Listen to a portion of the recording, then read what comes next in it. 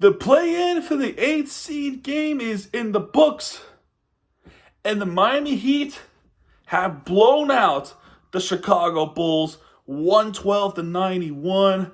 Our largest lead of the game was 29. Nearly a 30-point advantage heading into halftime.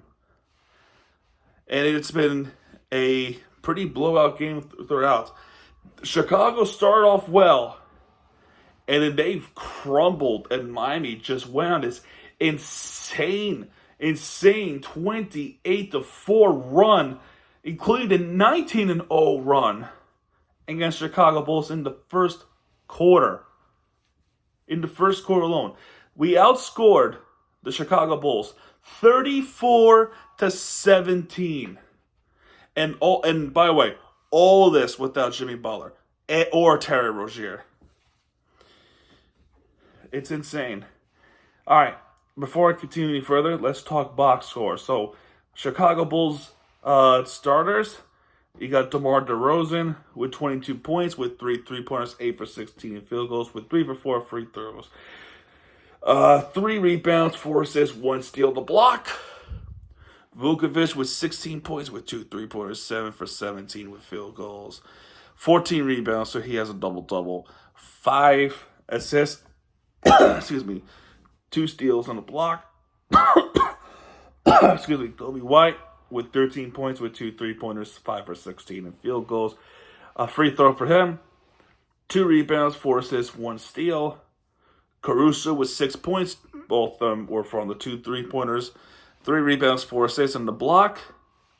And Desonmu with 10 points with 2 3-pointers, 1 more in the paint with 2 free throws. 4 rebounds, 4 assists, 3 steals, and 2 blocks. And then you got Green off the bench with 12 points with 5 for 6 in field goals, 2 for 2 free throws.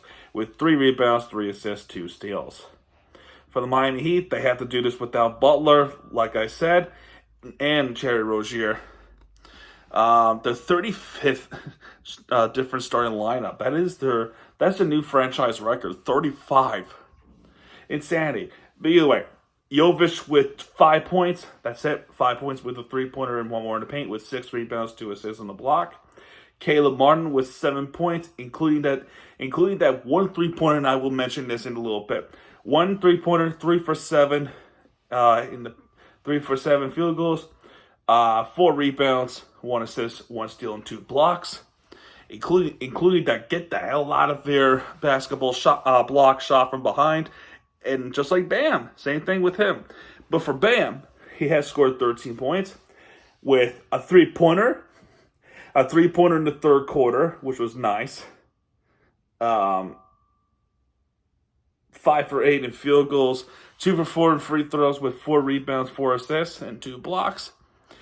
And to all the Tyler Hero haters out there, can shush, because Tyler Hero has improved 24 points from the game against Philadelphia. I heard there was a story that he actually threw a swing at Butler in the team bus, and Butler was kind of getting to the head of Tyler Hero about saying 9 for 27, and he swung at him trying to get, and then they had to be separated, and then Butler said 9 for 28, which is I don't know. I don't know if that was something. I don't know if that had to do with the hatred or just the fact that he needed to be fired up for this game. But either way, he scored 24 points with 4 3-pointers, 8 for 17 field goals, 4 for 4 free throws, 10 rebounds, so he has a double-double. He has 9 assists, 1 short of a triple-double to make it 10 assists, so he almost had it. And that 1 assist included the behind-the-back pass to Caleb Martin to shoot that 3-pointer. I mean, jeez. That was some play that he did in the third quarter. Oh my gosh, I never expected that. I jumped up my couch, just watching him, but like, holy shit. I mean, either way. And Hawkcast getting his start and just completely took over for Jimmy Butler. 21 points into play with 1 3-pointer, 8 for 16, including those mismatches against Hogcast just dunking the basketball in. 4 for 4 free throws with 6 rebounds, 6 assists. Hogcast played great. And Kevin Love off the bench, you got 16 points with 2 3-pointers. 10 for 10 in free throws. 10 for 10 with 7 rebounds, 1 assist. He is 3 rebounds shorter of Tyler Hero. Efforts by Tyler Hero. It's insanity. And then the rest of the players is what you expect. Thomas Bryant comes in. Some of the bench players, a couple of bench players comes in because the game is pretty much over. And it's really nice. Really nice. It was really cool to see. Thomas Bryant made a really cool shot at really nice contested shot at the end of the game, which was off the backboard somehow. Duncan Robinson played pretty good. Haywood Highsmith played good as well. DeLon Wright getting that 3-pointer in. And just amazing to see.